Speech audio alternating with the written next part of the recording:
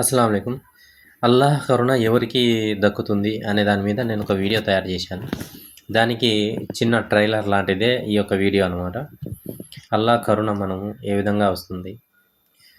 అల్లాహ్ కరుణ ప్రతి వస్తువును కూడా ఆవరించి ఉందనమాట. దానివల్లే ముస్లింలైనా గానీ, ముస్లిమేతరులైనా గానీ అందరికీ ఈ యొక్క కరుణ అనేది పంచబడుతుంది.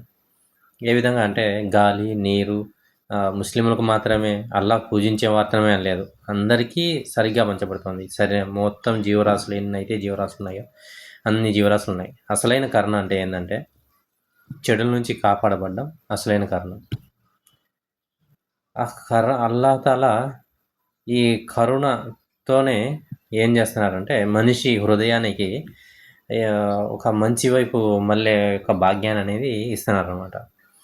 అత్యంత హీనపరుడు ఎవరంటే అల్లాహ్ కరుణ లేనిదే. అల్లాహ్ కరుణ ఉండేవాళ్ళే గొప్ప భాగ్యాన్ని స్పష్టమైన సాఫల్యాన్ని పొందిన వాళ్ళు. తీర్పు దినం రోజు అల్లాహ్ శిక్ష నుంచి తప్పించుకోవడాన్ని అసలైన కరుణ అంటామన్నమాట. శిక్ష నుంచి తప్పించుకునేది ఎవరు? లెక్కాచారము చూడబడిన వాళ్ళు శిక్ష నుంచి తప్పించుకుంటారు.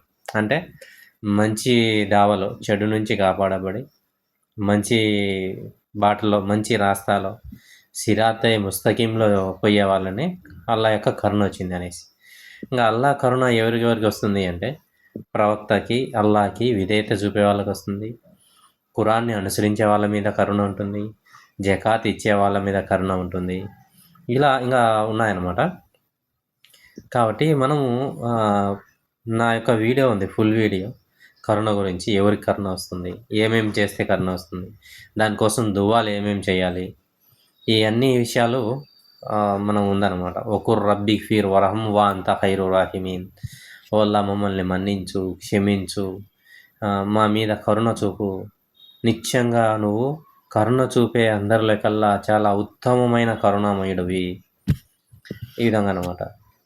ఇంకా పూర్తిగా మనము స్పష్టమైన మార్గాన్ని కనుక్కోవడం, ఒక ఇంటర్లింక్డ్ ఇవన్నీ వచ్చేసి హిదాయత్ రావడం, మార్గదర్శనం, గైడెన్స్. ఇది గైడెన్స్ కూడా ఒక కరుణే అనమాట. పూర్తి వీడియో లింక్ డిస్క్రిప్షన్లో ఉంది, చూడగలరు.